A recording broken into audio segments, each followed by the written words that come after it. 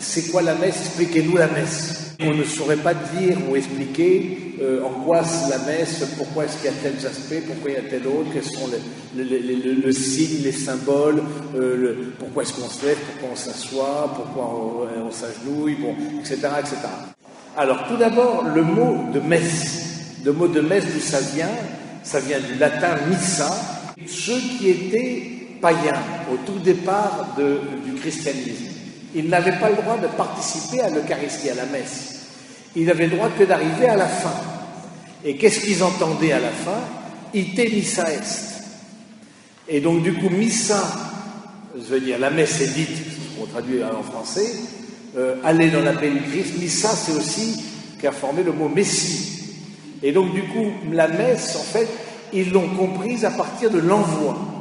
Et parce qu'ils étaient tout simplement à la fin de la messe, ils entendaient, et vous voyez, ite missa est, et tous les gens partent. En fait, pour eux, la messe était faite de partir. Ce qui est intéressant, parce qu'au fond, la messe aussi, c'est aussi un départ. On vient et on repart. Et donc, du coup, c'est un peu cette explication-là qui, c'est pas pour rester entre nous, c'est pour porter ensuite cette bonne nouvelle du Christ que l'on peut repartir vers le monde. Ensuite, il y a un autre mot que vous avez peut-être entendu, Eucharistie, qui est un mot un peu plus compliqué, qui vient du grec, mais qui, lui, se définit par la nature même de la messe, c'est-à-dire l'action de grâce. Eucharistie, c'est une bonne action, une action de grâce. Et donc, du coup, la messe, ça veut dire quoi? Ce sera une manière de rendre grâce à Dieu. La question ensuite du lieu dans lequel la messe est dite. Le lieu dit quelque chose de l'action qu'on va célébrer. Moi, j'ai eu l'occasion d'aller en Turquie, par exemple. Vous rentrez dans les mosquées, je laisse à l'entrée ce qui fait les soucis du monde. Et je rentre pieds nus, donc dans une attitude de pauvreté, à l'intérieur du lieu de culte. Pour nous chrétiens, et spécifiquement catholiques, ça se traduit de la manière suivante. Quand on rentre à l'intérieur d'un lieu de culte, premièrement, on essaie de repérer où est le Saint-Sacrement, manifesté par une petite lumière rouge en général, donc la présence de Jésus Eucharistie, présence de Jésus Hostie, et donc on fait ainsi, on essaie de repérer un bénitier, on plonge la main dans le bénitier, on fait son signe de croix, et on fait une génuflexion devant le Saint-Sacrement. Tout ça pour dire qu'au fond, on commence à se préparer à participer à la messe, déjà par la manière dont on rentre. Parce que ça dit aussi, voilà, l'eau du baptême, le signe de croix, c'est la croix de Jésus que l'on va méditer pendant toute l'Eucharistie, pendant toute la messe, et puis, ou alors une inclinaison, ou alors une génuflexion, là-dessus il n'y a pas mais un geste de révérence qui va faire que je prends conscience du lieu où je suis, et je prends conscience de ce que je vais célébrer. Donc ensuite, un autre point qui est important, c'est le temps. Là, c'est la question du lieu, la question du temps. J'ai entendu dire, peut-être moins maintenant, mais si j'arrive en retard à la messe, est-ce que ça vaut? Donc, et jusqu'à quand ça vaut? C'est-à-dire que, grosso modo, bon, c'est peut-être pas une question, c'est vrai que ça fait longtemps que je n'ai pas entendu cette question, mais en tout cas, avant je posais la question, jusqu'à quand ça vaut? Alors, on disait, il faut arriver pour écouter l'évangile. Mais si vous voulez, la messe, c'est un tout. Et donc, du coup, et c'est un tout dont on connaît le début et la fin. Je veux dire, c'est pas un thriller, on sait tout à fait comment ça va se terminer. Donc, c'est intéressant de dire que, par rapport au temps, c'est une rupture dans le temps. Et en grec, il y a deux mots pour dire temps. Il y a chronos, il est 8h30. Il y a kairos, avec un K, kairos, K-A-I-R-O-S, qui veut dire le temps de Dieu. Et donc ça veut dire aussi que la messe, c'est important que c'est un temps qui est donné, un temps assez... un temps qui est assez chronométré, si j'ose dire, qui a bon, on sait à peu près combien de temps ça va prendre, mais c'est pour faire penser à l'irruption du mystère de Dieu dans ma vie. Et donc c'est important d'avoir des temps. Parce qu'on pourrait se dire, oui, mais je peux très bien prier sans aller dans une église. C'est vrai. C'est vrai. Mais il se trouve que quand on est dans une église, on est dans des conditions pour prier qui sont quand même beaucoup plus ad hoc et propices que quand on est en train de faire ses courses au supermarché. Mais de même par rapport au temps, je trouve que le fait de dire que voilà, ce temps qui m'est donné le dimanche, parce qu'on parle de la messe dominicale, ce temps qui m'est donné va être la mesure de l'ensemble de mon temps. Et le fait de ne pas prendre de temps, ne serait-ce que se poser. Ah oui, mais je peux très bien me poser, voilà, je peux prendre 1 heure à contempler la nature. La réalité, c'est que vous ne prendrez jamais cette heure pour contempler la nature. Il y a un temps pour non seulement contempler la nature, mais être en contact avec le Créateur, être en contact avec Dieu. Et je trouve que ça valorise l'ensemble de la journée. Pour vous faire un peu un parallèle avec ce que je vis donc dans ma vie religieuse, où on a des prières, les offices. Vous avez certains été à l'intérieur de monastères pour prier les offices chez des religieux. Donc il y a les laudes le matin, le milieu du jour, l'office du milieu du jour, et les vêpres et les complis. C'est pour marquer le temps, pour dire que ce temps-là, il appartient à Dieu. Et quelque part, la messe dominicale, vous dites, ben voilà, en participant de la messe dominicale, je veux que cette semaine qui vient de passer, elle soit mise sous le regard du Seigneur. Elle soit mise dans la contemplation. Je veux accorder à Dieu un temps. Et dire accorder à Dieu un temps, ça veut dire accorder une place. Et je pense que de ce point de vue-là, nous avons beaucoup à progresser, ne serait-ce que d'arriver à l'heure, par exemple à la messe. Parce que c'est vrai, c'est que si vous arrivez en retard, vous êtes à la bourse, etc., en train de mâchouiller le croissant parce que vous êtes réveillé pour 1 heure, etc., et puis vous arrivez, vous voyez très bien qu'il vous faut un temps, ne serait-ce qu'humainement, pour vous mettre un peu dans l'ambiance, dans le contexte et écouter les lectures. Et je dirais même avant même de rentrer dans l'église, de préparer sa messe. Est-ce que je prends un temps pour lire les lectures? Est-ce que je prends un temps? Voilà, c'est quel temps je veux donner à Dieu. Et le temps donné à Dieu, c'est une densité à l'ensemble de ma journée, de ma semaine. Et je trouve que de ce côté-là, il y a quelque chose aussi dans nos sociétés, de toujours courir, de jamais avoir... J'ai pas le temps. Si, le temps, tu l'as. Le temps, c'est un choix. Et nos agendas disent nos choix. Et vous savez, il y a très peu de choix à faire dans la vie. Il y a 3 grands choix à faire dans la vie. Le premier choix, c'est le choix de Dieu, dans sa vie ou pas. Ça, c'est libre à chacun. Ensuite, le choix de l'état de vie. Ce qu'on attend par état de vie, c'est-à-dire le choix à la fois du mariage ou de la vie consacrée, sacerdotale, religieuse, ou d'une forme de consécration. Et puis le choix de la vie professionnelle qui guide, qui est moins dirimant, moins fort que les autres choix. Mais vous savez, il y a 3 grands choix desquels découlent beaucoup de choses. Mais le choix de Dieu, ça veut dire aussi, je donne un temps pour la prière. Et je donne un temps pour la prière, ça veut dire, moi-même, je ne suis pas Dieu.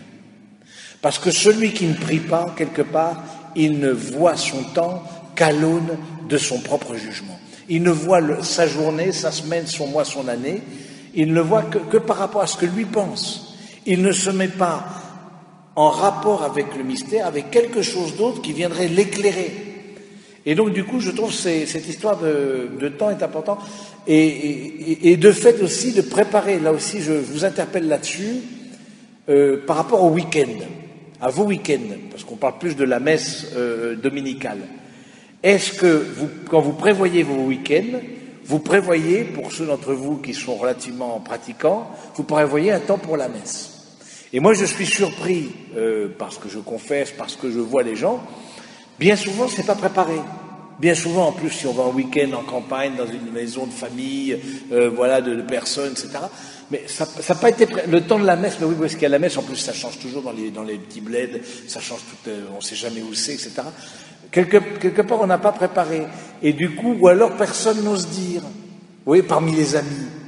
Moi, je suis assez attentif à ça, parce que, alors que des amis le pire qui peut se passer, il dit, non, moi, j'y vais pas, ça m'intéresse pas, Mais le fait aussi de se positionner par rapport à ses amis et de se dire, je donne un temps pour moi dans la prière, eh bien, c'est un lieu d'évangélisation. Ne serait-ce que ça, c'est un lieu d'évangélisation. C'est dire qu'il y a quelque chose de Dieu dans ma vie, qui est une éruption de Dieu, qui est là au milieu de mes amis, avec qui je partage un week-end. Ça m'a beaucoup marqué la conversion à l'islam de Diams. Diams, qui était une chanteuse, etc., tout à fait artiste, très bon, avec pas mal de drogue, etc., etc. Sa conversion, c'est quand elle a vu une jeune fille musulmane, alors qu'elle était en train d'enregistrer, etc., se mettre à genoux et faire ses prières. Et elle était dans un tel état de détresse morale et spirituelle, un tel état de souffrance, alors que tout le monde l'applaudissait, mais elle pleurait, parce qu'elle dit, pour moi, la vie, ça ne veut rien dire. Et elle dit, comment est-ce qu'on fait pour prier? Et parce qu'elle avait une jeune fille musulmane à côté, viens à côté, puis on va faire ensemble. Et je crois qu'il y a eu quelque chose de Saint-Esprit. Elle a dit, il y a eu quelque chose qui m'a envahi intérieurement, ne serait-ce que de se remettre face au Dieu, etc. Bien sûr, ça a engendré beaucoup de choses, beaucoup de changements dans sa vie. Bon, ça c'est une autre chose. Mais je dis, combien de fois on offrait simplement la proposition de participer à l'Eucharistie, de participer à la messe, etc. Vous n'avez pas idée de la soif spirituelle de nos contemporains. Vous n'avez pas idée. Vous n'avez pas idée comme les temps sont favorables. Les temps sont favorables. Mais non, mon père, mais vous êtes un peu trop dans votre monastère, là, vous planez complètement, là. Non.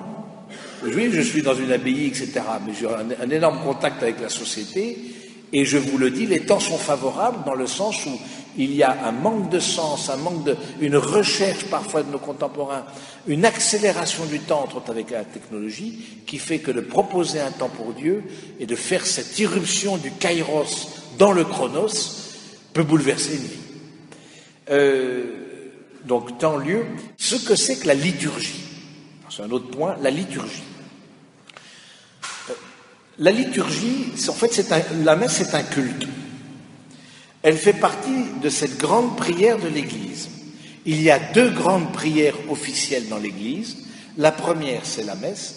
La deuxième, c'est ce qu'on appelle la liturgie des heures, c'est-à-dire les laudes, les vêpres, les complis, c'est-à-dire les offices que prient les moines et les prêtres, les religieux, etc., les laïcs, le bréviaire, ce qu'on appelait avant. C'est les deux prières de l'Église, où c'est l'Église elle-même qui prie.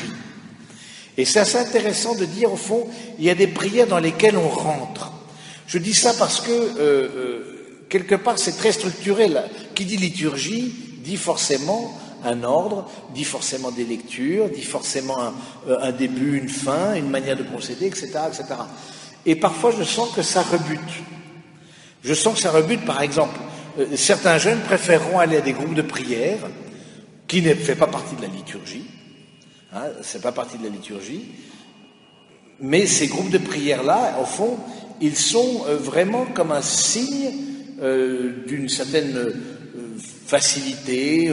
Il y a pas forcément de structure, c'est en fonction des chants. Et puis si c'est les chants à quatre voix, ça va plus me caresser dans la sensibilité, etc. Il y a quelque chose d'un peu âpre dans la liturgie, et je pense qu'il faut aussi en tenir compte, parce que c'est quelque chose qui ne dépend pas de nous. C'est déjà construit, et on rentre dedans. Et ça, je pense que de ce point de vue-là, c'est important de se rappeler que dans notre vie, la foi, ce n'est pas le fruit d'une construction humaine. Je me rappelle cette homélie de Benoît XVI au JMJ à Cologne, qui dénonçait un peu comment on peut dire, il appelait ça le bricolage spirituel, quelque chose comme ça, bricolage spirituel. Je prends un petit peu de ce qui m'arrange. Et au fond, et donc on se construit un peu sa foi, il y a des trucs qui m'arrangent dans telle chose. J'entendais par exemple quelqu'un qui me disait, je suis à la fois chrétien et bouddhiste. Voilà, bon, chrétien, bouddhiste, bon, pourquoi pas, bon, voilà, je prends un peu des deux. Mais le pape Benoît XVI disait, une fois que j'ai construite, qui s'appuie sur ma simple cohérence, quand viendra le moment, entre guillemets, de la crise de foi, quand viendra le moment de la difficulté où je remets en cause pour une raison ou pour une autre cette relation avec Dieu, sur quoi je vais m'appuyer si ma cohérence elle-même n'est pas au rendez-vous?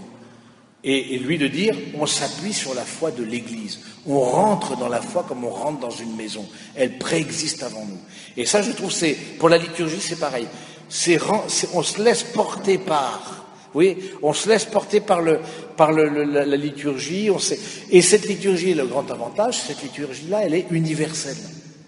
C'est-à-dire que vous irez, vous avez voyagé, vous avez peut-être participé de la messe dans d'autres pays, vous ne comprenez pas rien à la langue, vous allez dans une église catholique, la messe, elle est la même, quel que soit le point du globe. Parce que c'est la liturgie de l'église. C'est tout le peuple de Dieu qui prie. Les lectures sont les mêmes partout. Le dimanche, en semaine, c'est les mêmes. C'est ce qui fait aussi l'unité de l'église. Et je trouve ça, c'est ce qui fait la beauté. Et ce qui fait que vous allez pouvoir vous repérer à travers, au-delà de la langue, au travers les gestes que pose le prêtre, etc. Donc voilà, simplement je voulais vous dire un peu ça comme préambule. Ensuite, j'aimerais vous présenter les habits que revêt le prêtre. Alors, la première chose que revêt le prêtre, c'est ce qu'on appelle une aube. Pour la liturgie, c'est intéressant de voir qu'il y a aussi une manière de s'habiller. Le vêtement devient aussi un signe du sacré. Donc l'aube alba, donc le blanc, qui rappelle le baptême. Alors, je vous pose une question, j'ai déjà beaucoup parlé. Dans quel autre sacrement il y a un vêtement blanc qui n'est pas une aube?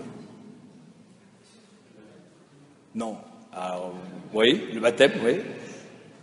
Et le mariage. Je ne sais pas si vous saviez ça. La blancheur de la robe de mariée, c'est le signe du baptême. Et je trouve ça très beau de dire au fond que le mariage, la jeune fille, au fond, elle va être la dernière fois que son papa, elle l'a conduit à l'hôtel, l'a vue en robe blanche comme ça, c'était au moment de son baptême. Et donc ça veut dire au fond que toute la vie de foi, justement, s'appuie sur le baptême. Donc le blanc. Avec ça, il n'y a pas que les prêtres, il peut y avoir les servants d'hôtel, je rappelle les servants d'hôtel qui s'habillent. Voilà, il y a une manière de s'habiller, encore une fois, pour dire, il y a le sacré et le profane, et la messe sont assis dans le baptême. Pour ce qui est du prêtre, il commence par mettre l'étole. L'étole, qu'il met donc autour du cou, qu'il embrasse d'abord, il la met autour du cou, c'est le signe de la croix. On n'a que le visible pour être le signe de l'invisible. Et on n'a que ça, on n'a que le visible. De même, si vous aimez votre chérie, etc., c'est une photo. Ça passera par une photo qui vous rappellera l'amour, etc., et la personne, et vous fera penser à elle, et l'aimer, voilà, en son absence. Et voilà, l'étole, ça rappelle la croix. Alors, le prêtre, il porte la croix comme il est à l'autel, comme Jésus qui s'offre sur la croix. Il est à l'autel et à chaque messe, on est au pied du Golgotha. C'est ça que ça veut dire. De l'étole, il y a la chasuble. Donc la chasuble, c'est le signe de la charité.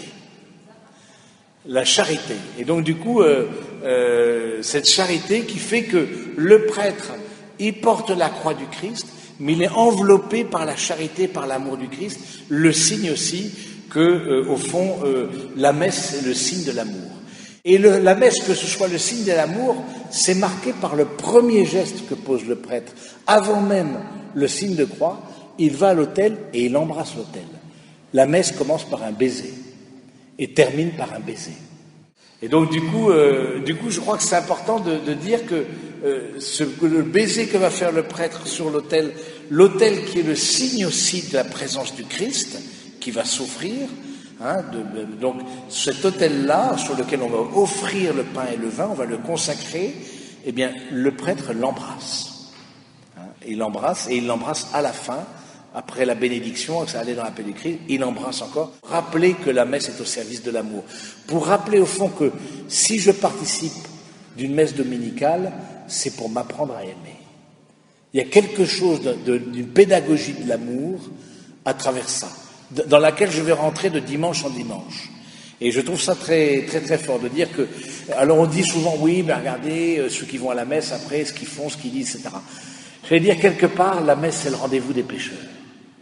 C'est le rendez-vous de ceux qui ne savent pas aimer, de ceux qui demandent l'amour. Et à tel point que c'est vrai, c'est que le cœur même de la messe, c'est la communion.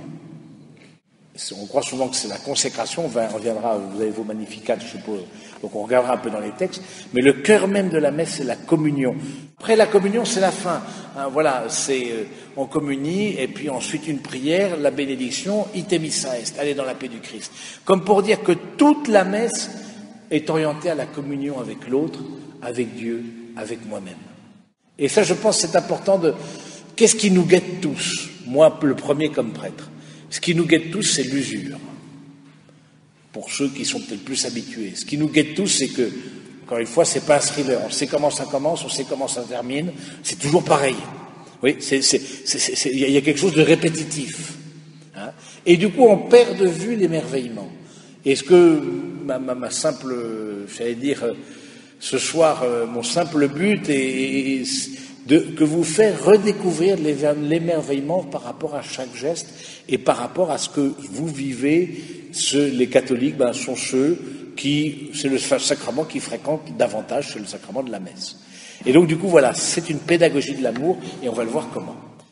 La première chose que fait le prêtre, donc pour commencer la messe, c'est faire le signe de croix. Au nom du Père, du Fils et du Saint-Esprit, auparavant il y a le chant. Le chant d'entrée. Le chant d'entrée et la vertu du chant en général, je trouve ça très important.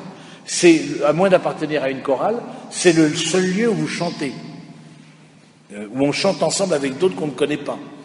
Mais le chant dans la messe, le chant, ça a cette vertu, au fond, de louer Dieu. Saint Augustin dit, chanter, c'est prier de foi. Et le chant d'entrée va nous mettre, et le chant, c'est un chant liturgique. C'est-à-dire ce qui nous met dans la disposition de rentrer dans ce mystère de Dieu, qui nous met progressivement qui nous fait rentrer, qui dispose notre cœur. Donc avant, dans le premier, il y a le chant d'entrée, et le chant d'entrée, il est joyeux. Hein, et le chant d'entrée, il est joyeux. Hein, donc il est joyeux, il peut être solennel, il peut être comme une marche d'entrée, une procession. Voilà, on rentre dans le royaume de Dieu, on rentre dans un contact avec Dieu. Donc il y a quelque chose qui nous dépasse, qui nous transcende. Et à travers le chant, il y a quelque chose qui peut se donner de façon extraordinaire. Ensuite, donc, au nom du Père, du Fils et du Saint-Esprit, je ne vais pas tout détailler, mais au fond, ça dit deux choses. Premièrement, on dit qu'on se signe avec le signe de la croix, qui est le signe des chrétiens, pour se dire que dans la messe, c'est Jésus lui-même qui s'offre. On fait mémoire de Jésus qui, au moment de la dernière scène, a dit « Ceci est mon corps, ceci est mon sang, hein, faites cela en mémoire de moi ». Et depuis le tout début, faites cela en mémoire de moi, eh bien, ça a été vraiment quelque chose de très très fort au tout début du christianisme, de célébrer l'Eucharistie, de célébrer la messe. C'est le premier sacrement qui s'est imposé. Hein, c'est le premier sacrement qui s'est imposé.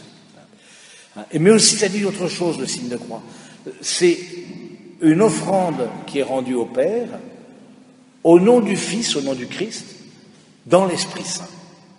C'est-à-dire qu'il y a la présence dans la messe, parce que c'est l'Église qui prie, c'est pas simplement, il y a la présence de Dieu qui est assurée. Et ça, c'est le cas de tous les sacrements. Dans les sacrements, c'est quoi la définition d'un sacrement? C'est un signe visible d'une grâce invisible. Donc ça veut dire que dans le sacrement, j'ai une sécurité de la présence de Dieu, parce que ce sacrement, il a été institué par Jésus lui-même. Et donc, du coup, la messe, c'est le plus évident, mais il faudrait faire un peu la théologie de tous les sacrements et de voir comment dans chaque sacrement, on retrouve des paroles du Christ derrière. Donc c'est intéressant de dire que ces paroles du Christ, je les répète, et parce que je dis ces paroles-là, il y a la présence du Christ qui vient là sur l'autel après la consécration. Donc c'est vraiment une action trinitaire. Hein, et vous pourriez vous amuser à retrouver dans la messe toutes les allusions au Père, toutes les allusions au Fils, toutes les allusions à l'Esprit. Et de dire qu'à chaque fois, vous verrez, c'est construit, c'est écrit, la liturgie, c'est écrit par des personnes humaines. C'est pas quelque chose de révélé, la liturgie. Hein, donc je crois que c'est important de le dire. La liturgie, c'est écrit par des personnes humaines. Et donc du coup, ça veut dire aussi que la liturgie, elle a cette vocation de découvrir le mystère de Dieu, et donc du coup la manière dont elle a été découverte, dont elle a été, voilà, on s'est dit on va faire d'abord signe de la croix et on va d'abord invoquer la Trinité. Deux salutations, vous êtes toujours à la page 202. La grâce de Jésus notre Seigneur, l'amour de Dieu le Père, la communion de l'Esprit Saint, encore une fois la Trinité, soit toujours avec vous, ou plus simplement, le Seigneur soit avec vous. Hein, ça c'est aussi, et avec votre esprit, c'est les deux possibilités, là il n'y en a qu'une. Il y a même trois possibilités d'accueil. Voilà, je suis accueilli, comme Margot nous a dit un mot d'accueil tout à l'heure, je suis accueilli dans la célébration. Puis après arrive la célébration pénitentielle. Et je trouve ça beau, dans le rite latin, je fais une petite parenthèse, il n'y a pas que le rite latin dans l'Église catholique. Est-ce que vous connaissez d'autres rites dans l'Église catholique? Syriaque, melkite, maronite, syro-malabar. Hein, il y a au moins des églises très anciennes, chaldéens. Et donc des églises, c'est à des nations. Hein. Les Chaldéens, c'est en Irak. Hein. Les Melkites maronites, c'est le Liban, etc., etc. Donc c'est des rites. Nous, on est dans le rite latin.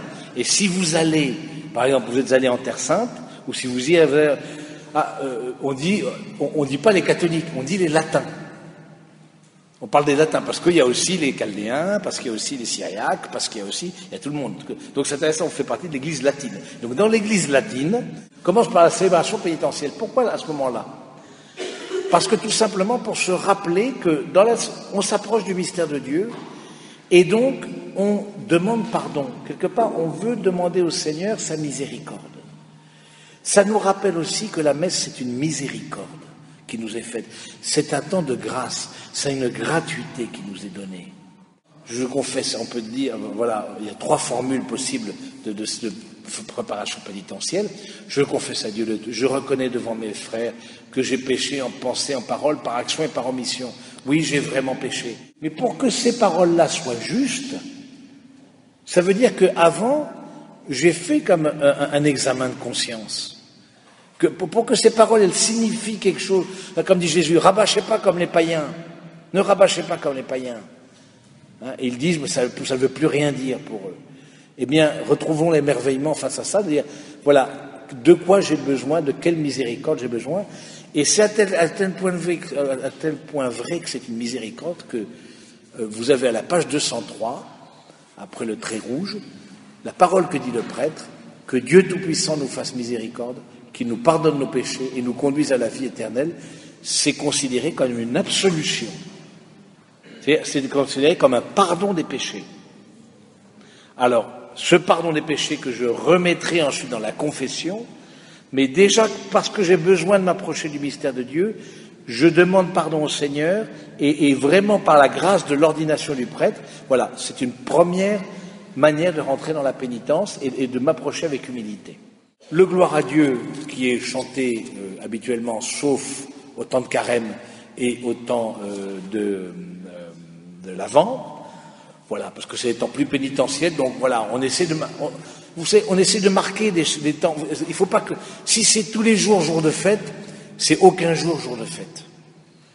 Et donc là, l'idée, c'est que le Gloria, voilà, il y a des moments où on est privé de Gloria, parce que c'est l'idée, voilà, on est dans une attitude de recueillement, on est dans une attitude de pénitence, on n'est pas dans l'attitude festive, hein, comme le temps de l'Avent ou le temps du carême. Après le Gloria, le prêtre dit « Prions le Seigneur ». Silence, normalement, bon, sauf s'il est pressé d'aller célébrer ailleurs ou de rentrer déjeuner. Bon, alors, prions le Seigneur, silence. Ce silence-là, les silences dans la liturgie sont très importants. Ce silence-là, c'est un silence où on va déposer sur la patène l'intention que l'on porte pour la messe. Ça veut dire quoi? Ça veut dire que je suis venu à la messe avec une intention, quelque chose que je porte dans le cœur, quelque chose que je veux confier au Seigneur, quelque chose qui me pèse, quelque chose dont je veux rendre grâce, quelque chose que l'on m'a confié. Prions le Seigneur, par silence, et là tu dis intérieurement ce que tu portes, et la prière qui suit après s'appelle la prière collecte. Pourquoi ça s'appelle la prière collecte? Parce que le prêtre collecte l'ensemble des prières des fidèles, il les collecte et il les offre à Dieu. Et donc, il dit là, Dieu qui est l'unité parfaite, Dieu qui est la véritable amour, donne à tes enfants un seul cœur et une seule âme, afin que le corps de ton Église en reçoive une vitalité plus grande, puisqu'elle est le rassemblement de tes fidèles, fait que la communion fraternelle renforce son unité par Jésus le Christ, notre Seigneur. Amen. Donc c'était l'oraison d'aujourd'hui. L'oraison collecte, c'est-à-dire la manière de collecter, voilà. Je collecte l'ensemble des intentions, en tout cas ça me paraît très important. Après cette prière collecte, donc on termine la célébration pénitentielle, on rentre dans une autre étape de la parole, de la messe qui s'appelle la liturgie de la parole. Donc première partie de la liturgie pénitentielle, c'est une liturgie de la parole. Cette liturgie de la parole, elle est structurée de la manière suivante. Pour les dimanches, c'est structuré sur 3 années, de façon à ce que les fidèles, imaginons que les fidèles qui participent régulièrement à la messe le dimanche, aient une grande partie, en tout cas de l'Évangile, qui soit lu, et une bonne partie du Nouveau Testament ou de la Bible qui soit aussi écoutée. Ça, c'est la messe le dimanche. Mais la messe en semaine, elle est structurée sur 2 temps. Non pas année A, B, C, mais année paire et année impaire. Pourquoi ces différents temps? Eh bien, c'est tout simple. C'est simplement pour que la personne qui irait à la messe, imaginons, tous les jours, au bout de 3 ans, elle a écouté toute la Bible. Et donc, du coup, la manière de structurer la parole de Dieu, au fond, répond à une certaine logique, de façon à nourrir les fidèles le plus possible. Et à ce qu'ils puissent avoir un contact avec la parole de Dieu très, très, très important. Prenez par exemple à la page, on va aller au mercredi, la lecture du mercredi, page 274. Page 274, vous voyez, vous avez la suite. Donc page 263, c'était 8, 1, 9, et page 274, la suite, pas tout à fait la suite, mais bon, 9, 6 à 11. Quand on dit 9, c'est le chapitre, 6 à 11, c'est les versets. Et donc, il y a une lecture cursive de la lettre de saint Paul apôtre aux Corinthiens en ce moment, pour ceux qui vont à la messe en semaine. La manière dont est structurée la parole de Dieu le dimanche. Le dimanche, c'est un peu particulier, parce que il y a 3 paroles de Dieu, 4 si on compte le psaume. Je vous invite à aller à la page 238, page 238, c'était dimanche dernier, et c'est assez structuré de la manière suivante, c'est que la première lecture fait écho à l'Évangile. Regardez la première lecture c'était, donc page 238, David qui reconnaît qu'il a péché, qu'il a envoyé tuer quelqu'un, un homme, pour lui prendre sa femme, etc. Voilà, le Seigneur a pardonné tes péchés. Et qu'est-ce que c'est dans l'Évangile? Dans l'Évangile, vous avez un pharisien a invité Jésus à manger et une femme pécheresse s'approche. Donc ça veut dire que derrière ça, le prêtre qui va préparer l'homélie, ou vous-même qui méditez sur la parole de Dieu, vous êtes invité à faire le lien entre les deux. Vous êtes invité à faire le lien entre les deux, entre cette parole de Dieu, qui est là présente, et puis la parole de l'Évangile. La deuxième lecture, elle est cursive. Vous la retrouvez ensuite le dimanche qui suit. Là aussi, pour écouter le maximum de paroles de Dieu.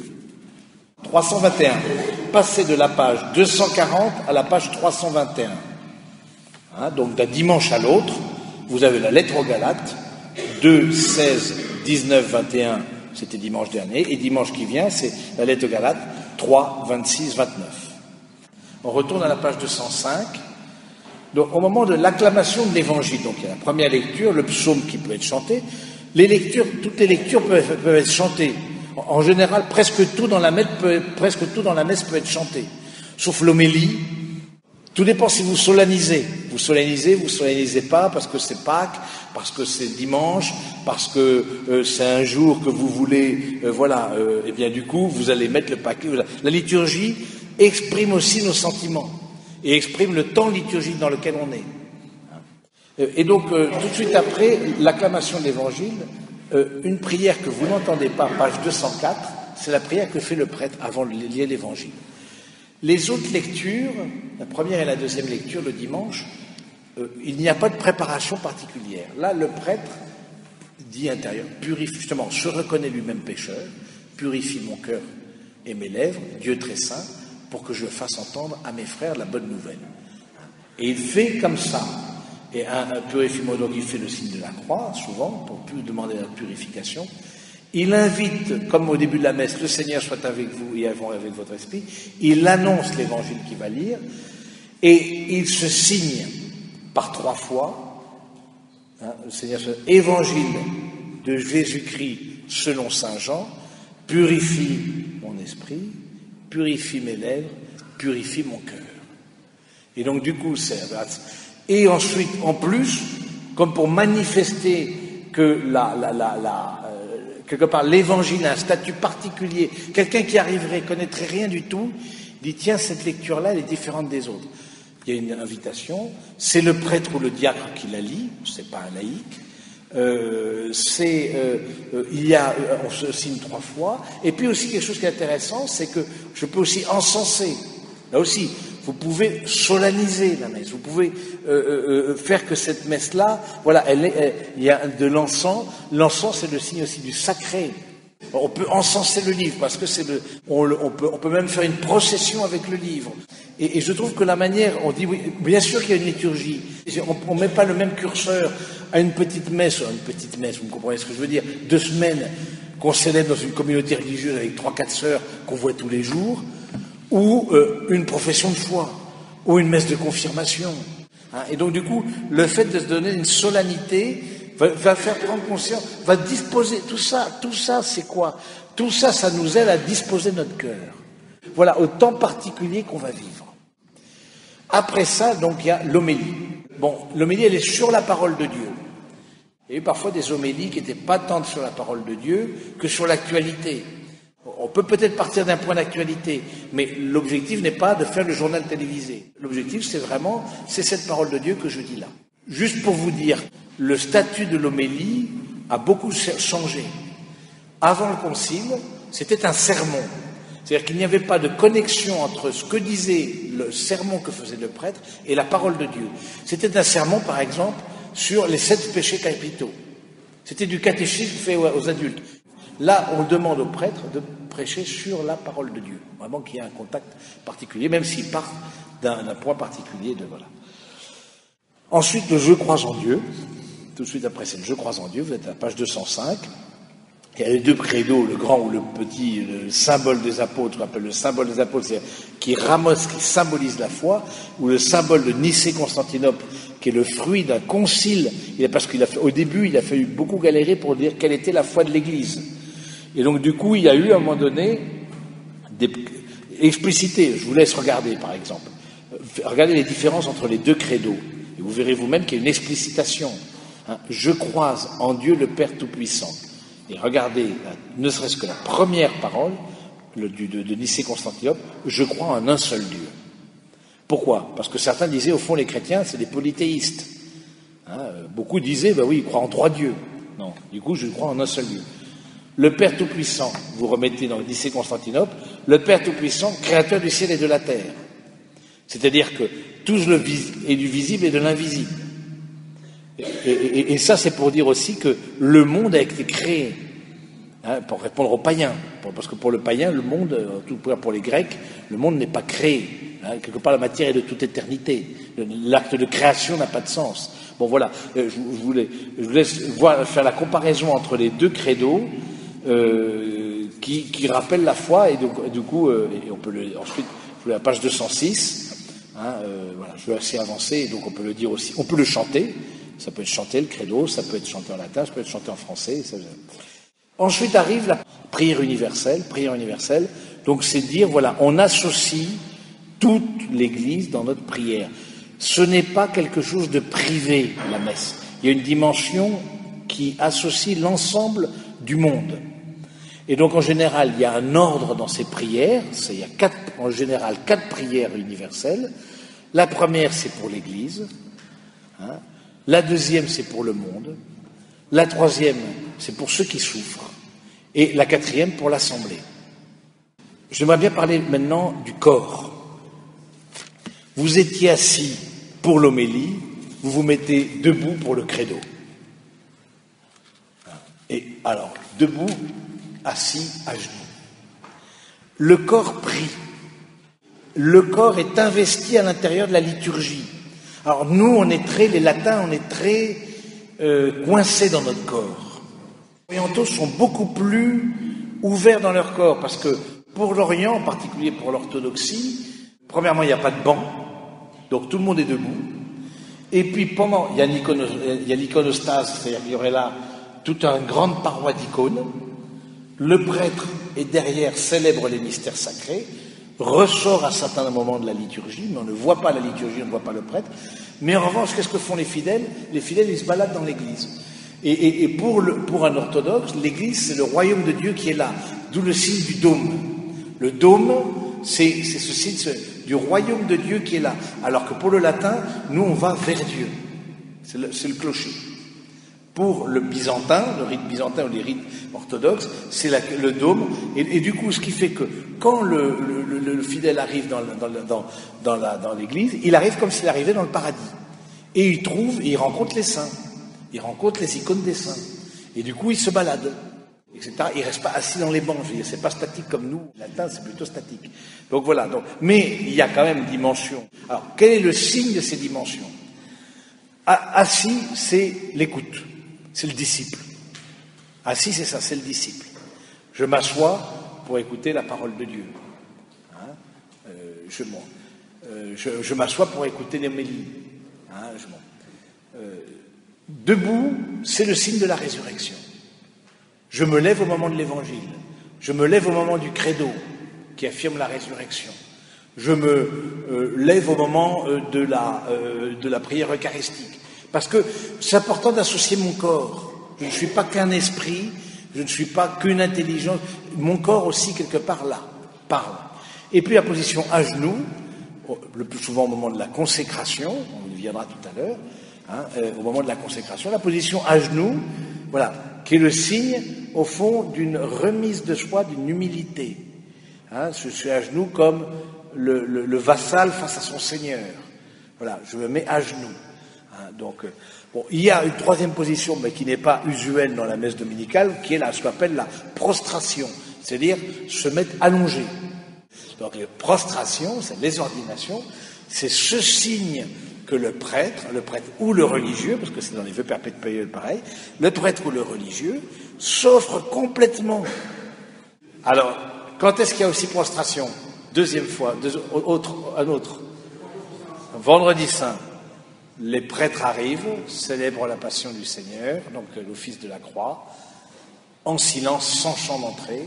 Ce n'est pas une messe du reste, c'est ce jour où il n'y a pas de messe, le vendredi saint, parce que le Christ précisément est mort. Et donc du coup, les prêtres, et ils s'allongent. Prière universelle. Donc c'est dire, voilà, on associe toute l'Église dans notre prière. Ce n'est pas quelque chose de privé, la messe. Il y a une dimension qui associe l'ensemble du monde. Et donc en général, il y a un ordre dans ces prières. Il y a en général 4 prières universelles. La première, c'est pour l'Église. La deuxième, c'est pour le monde. La troisième, c'est pour ceux qui souffrent. Et la quatrième, pour l'Assemblée. Donc voilà, il y a l'ordre traditionnel des prières universelles. Ensuite arrive la préparation des dons. Et donc ce qu'on appelle l'offertoire. Donc l'offertoire, donc une prière sur le pain et le vin. Pourquoi c'est important le pain et le vin? Parce que tout simplement, le pain et le vin s'enracinent dans la Bible. Le pain et le vin a une dimension biblique particulière. Donc on prend un pain azime, c'est-à-dire un pain qui n'est pas fermenté. Le côté pratique, c'est un pain qui ne fait pas de miettes. Le vin, il faut que ce soit un vin naturel.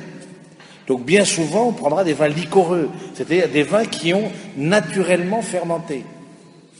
Et c'est important que ce soit et du pain et du vin, et non pas autre chose. Là aussi, il y a eu des rappels à l'ordre, mais pourquoi on ne célèbre pas avec Coca-Cola ou quoi.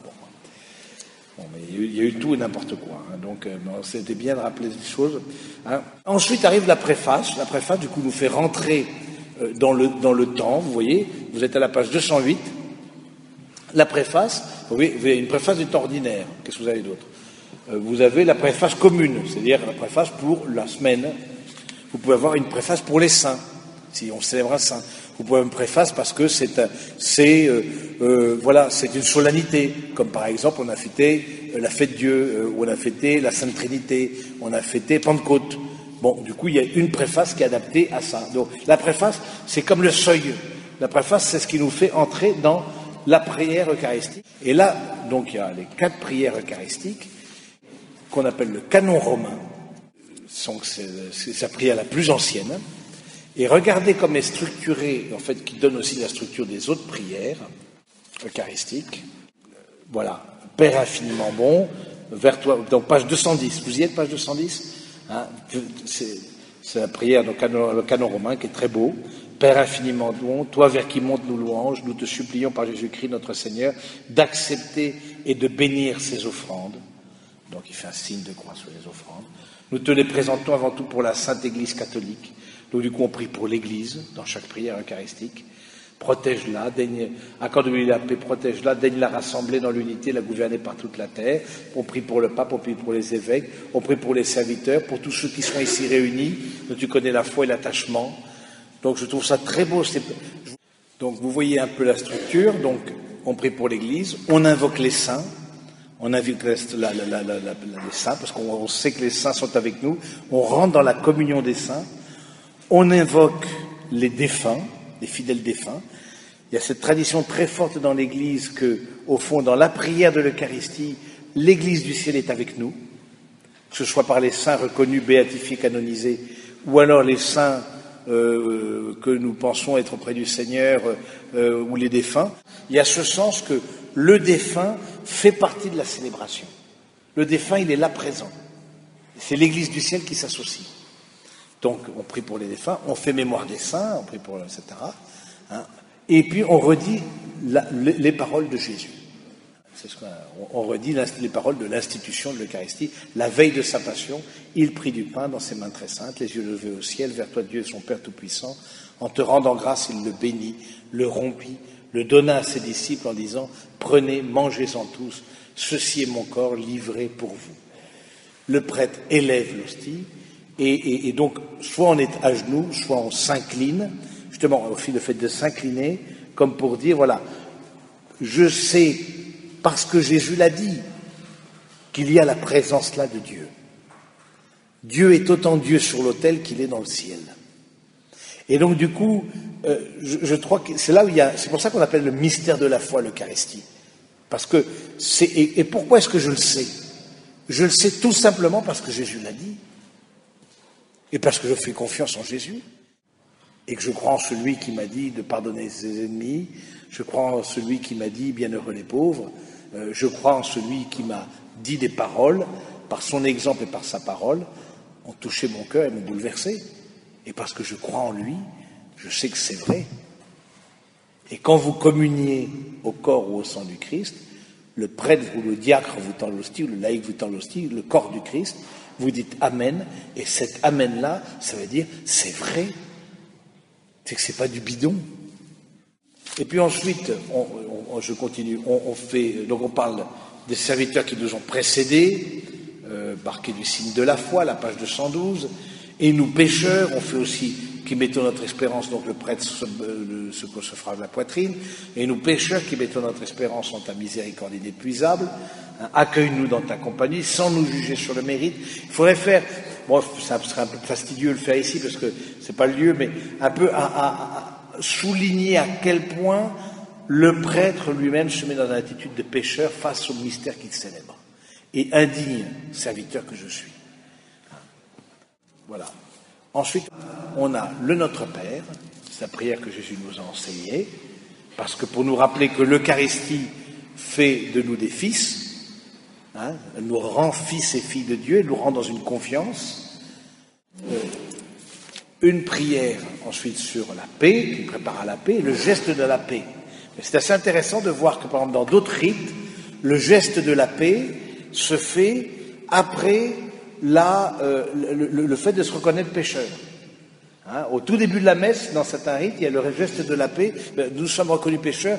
Parce que nous sommes reconnus pécheurs, eh bien, du coup, on peut aller se donner la paix les uns des autres.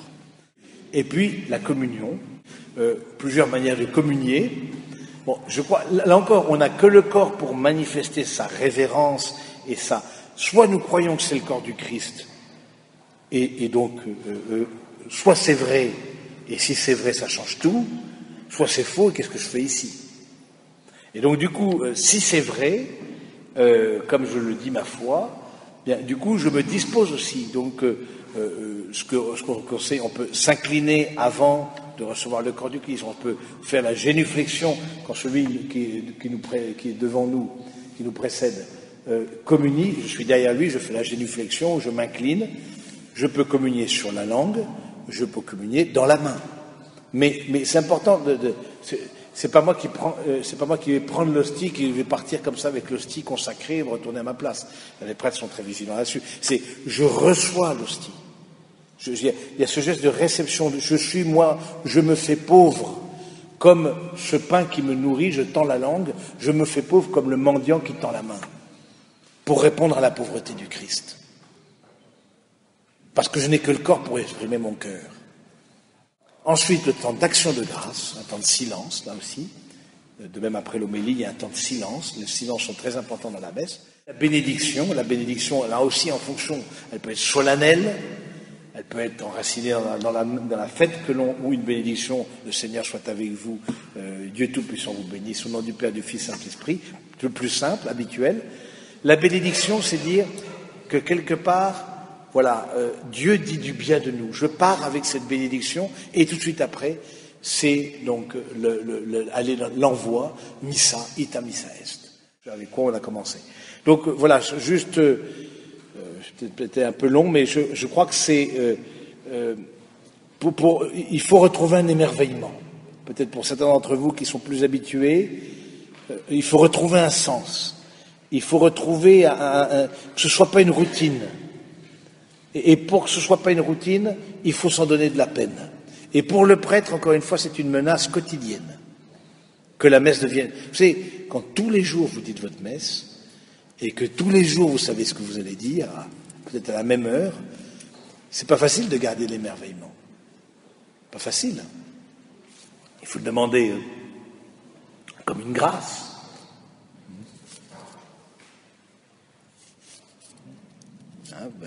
Que cette messe soit la première et la dernière, comme si c'était la première, comme si c'était la dernière.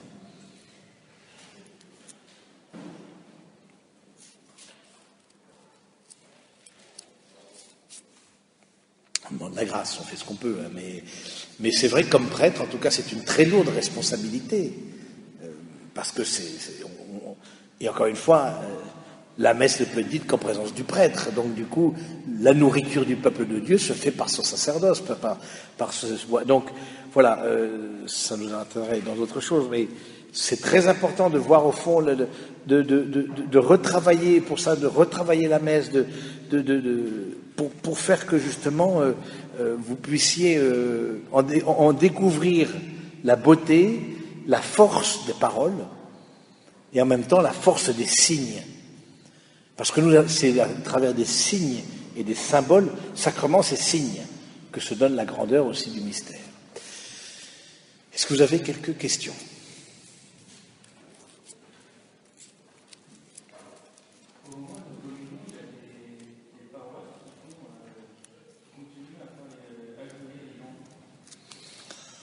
La barre de communion, ce qu'on appelle la barre de communion, ce qui existait avant le Concile, dans la messe tridentine, le rite traditionnel, la messe tridentine, c'est-à-dire qu'il y a une barre de communion, qu'il n'y a pas dans cette église-là, c'est-à-dire qu'on se met à genoux.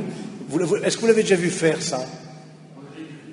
Toi, tu l'as vu, certains l'ont vu aussi, on se met à genoux, hein, de mettre la barre de communion, du coup, les uns et les autres arrivent, et à genoux, le prêtre passe, et puis repasse et donne, quand les fidèles sont à genoux, donne la communion. C'est comme ça que se donnait la communion pendant des siècles. C'était à genoux sur la langue. Donc vous pouvez aussi vous mettre à genoux, si vous le souhaitez. Parfois, je vois c'est marrant, c'est plutôt des jeunes qui sont nés après le concile qui le font, mais des jeunes qui viennent et qui communient à genoux. Du moment que le corps manifeste le cœur, et qu'on n'est pas dans l'hypocrisie ou dans la démonstration, très bien. Hein, mais c'est de ce fait d'être à genoux, justement, c'est le signe, voilà, mon Seigneur est mon Dieu. Mon Seigneur est mon Dieu. On peut dire, sans moment de recevoir l'hostie, mon Seigneur est mon Dieu. Hein, c'est ce qu'on appelle la dévotion. Donc, c'est... D'autres questions? Oui?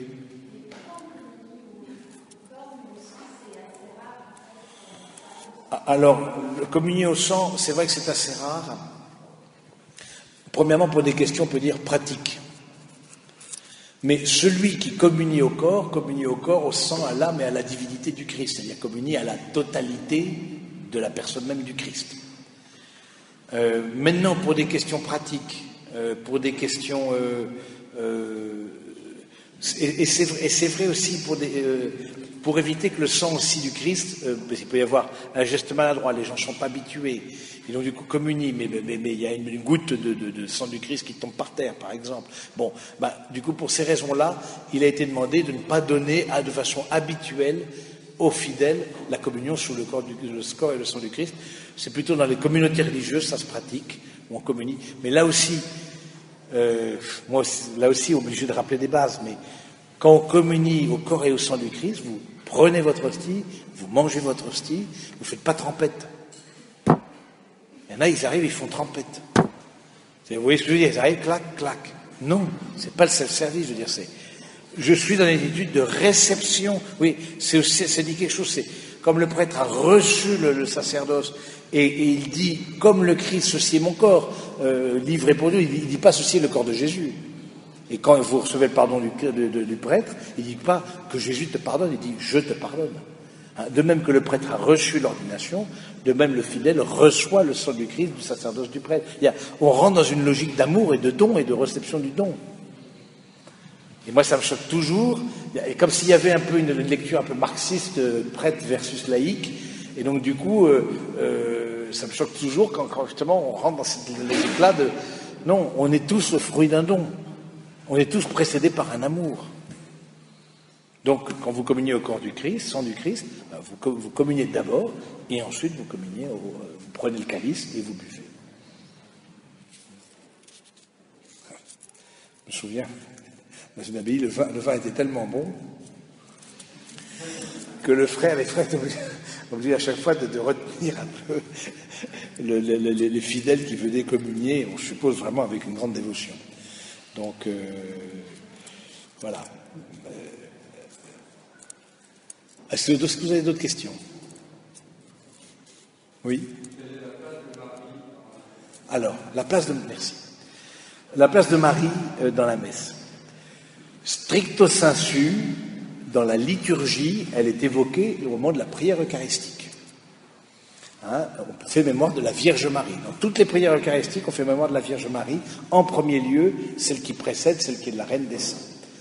Mais c'est le seul lieu au moment d'évoquer les saints que l'on fait mémoire de la Vierge Marie. Il n'y a à un autre moment, il n'y a aucun autre moment le mystère de Marie qui est célébré. Maintenant, un peu une tradition qui s'est installée, mais c'est de l'ordre de la tradition, c'est que le dernier chant soit marial. Souvent. Pas toujours, mais ça, c'est de l'ordre de la tradition. C'est pas inscrit dans la liturgie. C'est pas la liturgie, elle n'est pas de ce point de vue-là. Il y a une fois on fait mémoire de la Vierge Marie, mais c'est tout. C'est vraiment christocentrique. C'est vraiment sur le Christ lui-même qui s'offre. Toute question? Oui?